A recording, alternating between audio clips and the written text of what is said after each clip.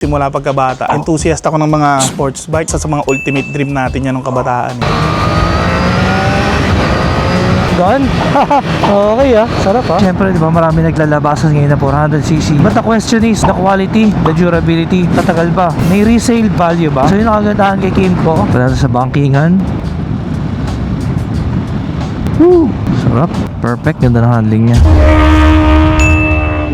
Hi mga katingin, so for today's video, i-deliver na natin tong exciting VS400. At syempre, excited ako kasi makakapag-ride na naman ako. And today, excited din ako kasi meron tayong gagamitin pa uwi kasi swap ang mangyayari. Isa-swap natin siya sa isang Triumph Daytona 660. Kaya excited din ako kasi first time natin masusubukan yun. So ito yung tsura niya. Ano siya? Matte white. Para siyang limited kasi bihira lang naman yung nilabas nito. Nakakulay white na VS. Ganyan yung tsura niya.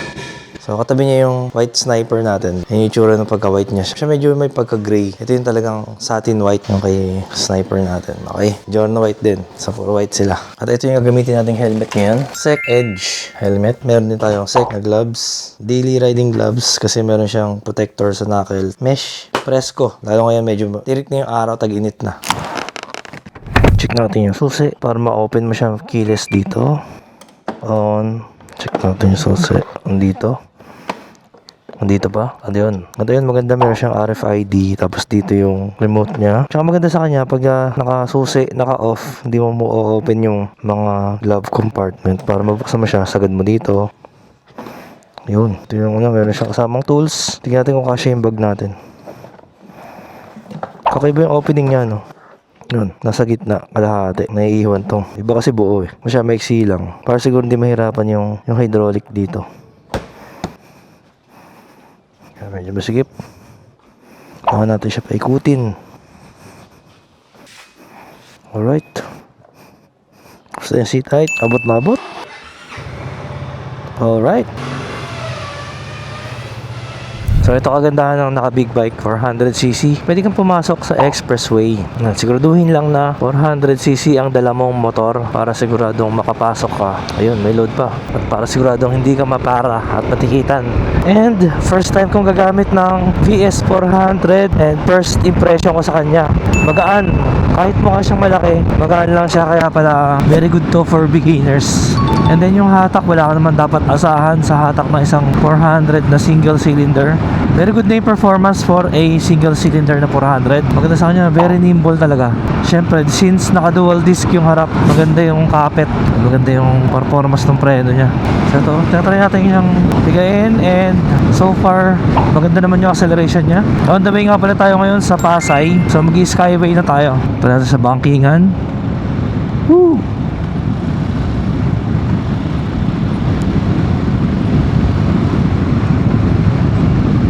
Sarap. Ganda ng handling. Yun. Perfect. Ganda ng handling niya. Meron kang enough power to overtake. Kumbaga ito yung entry level scooter na pwede mong mabili pang expressway na quality. Kasi syempre, di ba, marami naglalabasan ngayon na 400cc. But the question is, the quality, the durability, tatagal ba? Ilang taon ka bang pagsisilbihan? At ang pinakamatinding question is, may resale value ba? So yun ang kagandahan kay Kymco. Ever since siya naman yung medyo lumalapit sa level ng mga Japanese bikes and European bikes, although yung presyo niya talagang affordable, kaya ang daming naging fan ng Kymco, and based nga sa Europe, di ba, number one ba? Basta isa siya sa top selling scooters sa Europe. Kaya nga yung BMW sa kanya nagpapagawa ng engine. Yung mga C400 GT, ganyan, Kymco engine yun. So ito, first expressway and first ride, Kymco VS400. So ito nga pala yung pinaka-latest ng Kymco kasi nagkaroon sila na exciting 400i. Ito yung pumalit sa 400i. So ang nabago, naging keyless na siya. Tapos nawala na yung nudo sa gitna, wala na siya. For some reason, tinanggal nila yung nudo. Yung nudo yung merong screen sa gitna na parang siyang colored display na low resolution. All LCD na lang siya. Pero napakalalaki ng digits. Kita nyo naman yung speedometer natin. Sobrang laki. Makakalula. Kahit malabo mata mo, alam mo kung ano speed mo na. And then alam ko adjustable tong windscreen. May hinahatak yata dito eh. Hindi ko lang sigurado ha. Ito, may hinahatak para ma-adjust.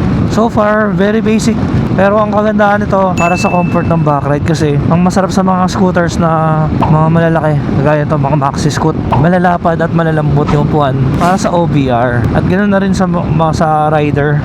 Kaya komportable ka talaga dito. Syempre, merong underseat storage, tapos merong mga storage sa harapan. So parang na rin nakakotse on two wheels, ganun yung pakiramdam sa kanya. Kotse na walang aircon on two wheels pero makakasingit ka sa traffic. And syempre itong unit na to, fresh na fresh, parang bago. Wala akong mahanap na parang signs of nilaspag siya, ganyan. Parang fresh na fresh talaga. Alam niyo naman ako, syempre, bilang owners ng mga premium na motorcycles, di ba? Talagang maarte tayo sa motor, maselan tayo. Sobrang maalaga tayo sa motor. Ganun din naman ina-apply natin yung mga pagpili ng bikes based sa quality.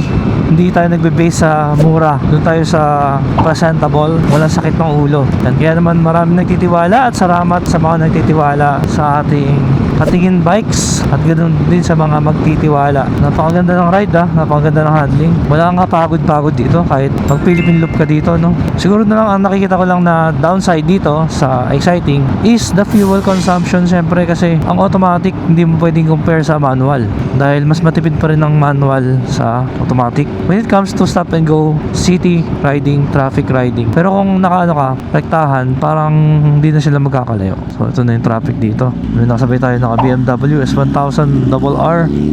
Tapos naka shorts lang siya. Parang lumabas lang ng bahay saglit. Doon pa rin nag-traffic sa pilahan ng truck lang. And syempre mamaya excited tayo kasi parang first ride, no? First ride. Mamaya first ride din tayo makakasubukan ng na ang Daytona. First time din.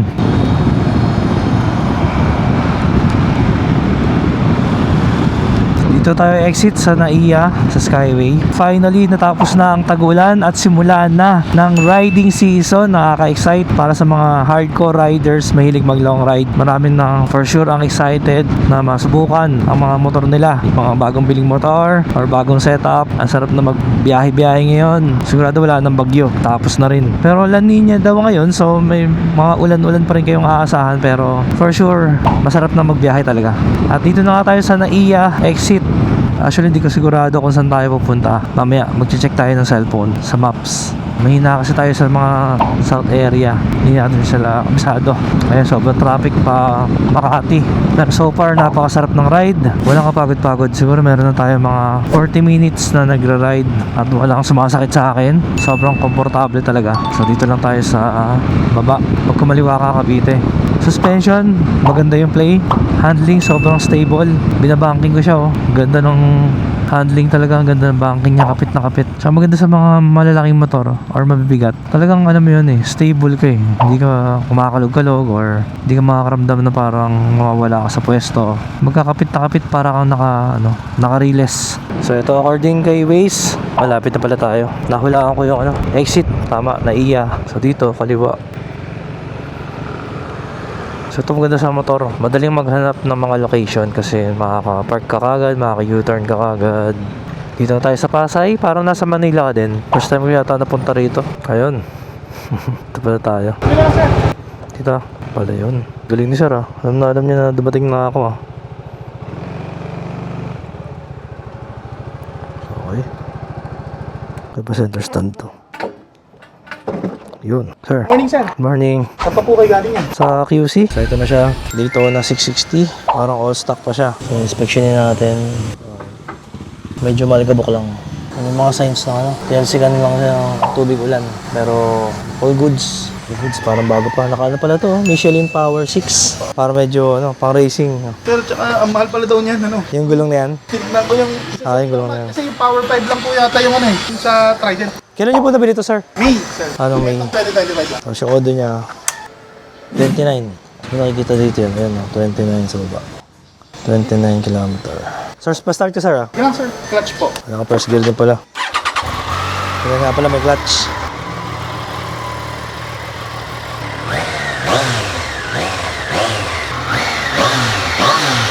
Alright, okay. Yung kasama natin si Boss Froilan. Hi, Good morning. sir. Morning. So, sir, bakit napili mo tong Daytona dati? Parang simula pagkabata, ano ko talaga, parang enthusiast ako ng mga sports bike na ganyan. Parang, kasi syempre, isa sa mga ultimate dream natin yan ng kabataan eh. Hindi naman sa ayaw ko siya, gandang-ganda ako sa kanya, kaso nga lang, dumating yung time na, syempre, hindi naman na tayo bata. Medyo may kahirapan pala siyang, hindi naman mahirap, parang merong struggle pala na kapag nagda-drive ka ng ganitong klaseng ano. Kasi first time ko din talaga, first big bike. First big bike, tapos first time sport bike. Oo, sport bike pa. Kaya medyo nanibago kayo. Totoo. Medyo nakakapagod. Nakakapagod siya kapag nakayuko. Tapos isa pang reklamo yung partner ko. Pag nakaangka siya, nakasubsub din siya. Ayun, kasi nga Yun yung sports. isa. Oo, sports. But sir, napili mo naman yung exciting. Yun nga, isa din sa mga factor yun yung dahil sa angkas factor. Dahil straight up siya, ay ang tawag dito? Upright. Upright lang siya, yung angkas mas komportable. Tsaka malapad yung puwan, no? Sobrang lapad. Eh sir, check mo na rin to. Itong exciting. Naka-atom, may driving light pala siya. Ito yung sinasabi niya na may built-in na yun. Oo nga. Para i-activate mo siya, kailangan mong press dito sa keyless button. Pag tumunog na siya, tsaka mo lang siya pipihit. So, Odell 49. So, open mo yung gas sa kanan. Pihit mo sa kanan. Yung under seat naman sa left. Pag tumunog dito sa gitna mo. Ito pala. Kala ko kasali yun. Oo nga. Kakaiba siya eh. Di rin pala kalapara, pero kasya naman po siguro kahit half face, no? Mga half face ka Half siya. face. Ganda. Mas matipid din pala sa gasto kasi parang di pa gumalaw yung fuel gauge. Simula sa galing amin. QC. Ayan, tapos makinis. Ganda. Kamusta subukan? Hindi, okay na po. Nakita ko na po, pinapatakbo nyo. Kung nakarating nga po kayo dito eh. Tsaka dito kasi puro one way, sir. Kaya ang hirap Ayaw mag-ikot. nga, mahirap umikot, no? So mukhang okay naman. Kaya rin naman tayo dito sa ano. Wala eh, hindi ko pa palinis pati. Ako lang naglilinis din kung minsan, sir eh. Ito yung ano, seat height. Mataas yata ito eh.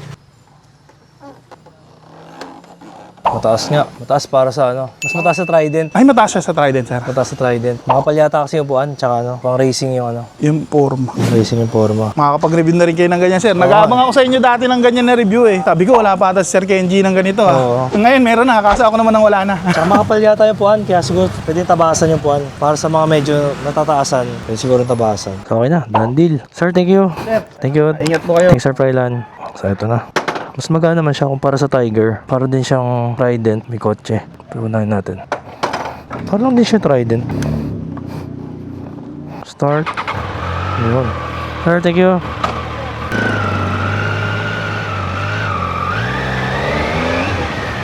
Sarap ah. Gun. Kaya lang, yung riding position niya, talagang aggressive. Mas aggressive to sa ZX4R. Pero makapal kasi yung foam sa likod. So gusto mo siyang ma-lower, pwede mo ipatabas yung puwan. Sobrang kapal na foam, pero lambot ah. Komportable na ito. Sarap ah. Tsaka ito, pwede naman itong ipa-remap. So meron na po nagre-remap nito, si Overdrive Moto. Pwede yung pa-remap para lumakas. Mas gumanda pa lalo ang performance. Lambot na shifter, sarap ah. Tsaka ito naman may available na quick shifter, auto blip kasi naka-ride by wire na siya. Pogi eh no? Parang Ducati. Ganda ng pagka-red eh. No, nasa Newport tayo. Newport. Ito na yung roundabout. So kailangan natin kumain. Nahihilo na ako sa gutom. Wala na pala rito ang roundabout. Kailangan mo na mikot dito sa kabila. Pero kanina nakita ko nga na medyo matraffic pa balik, you know? Huwag tayo mag-skyway. Traffic eh. Okay, gun gamitin ah. Oh, very flickable. Tsaka yung gulong niya maganda, naka ano siya. Michelin Power 6. Pwede talaga right out of the box. Pwede mo nang pang-practice to sa racetrack.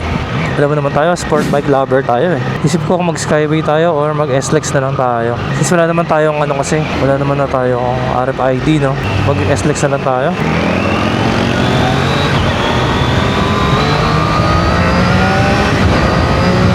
Gun? Okay ah, sarap ah. Alam niyo naman ako, I'm a fan of Triumph Trident. Kaya nung in-offer sa atin to, na-excite ako. So dapat tingin lang, kaya lang sumama na. Okay, Daytona 660. Tsaka pogi ng tunog, di ba? Naka 3-cylinder ka eh. Tsaka maganda rin naman yung nasa ilalim ng Skyway para hindi mainit. Dahil right now, trick yung araw. Oh. Tsaka yung itsura niya, yung headlight niya, yung front end niya. Pogi, no? Para siyang, yung mga Yamaha R1 dati. Ganun. Yung seat height niya, medyo comparable sa mga ZX6R. Ganun. Slim naman kasi siya. Makapal yung foam, tapos slim. Nakakatupi-tupi naman yung paa natin. So, same sa mga 600cc. Super sport. And right now, nauuso na yung mga super sport. Mga 3-cylinder, di ba? Nagkaroon ng R9. Ngayon dito. Dapat tayo mag-SLEX. Saan ba yung SLEX dito? Kanan yata dapat. Di ba? Kaya gusto ko dito kasi may lilim. May lilim ng Skyway.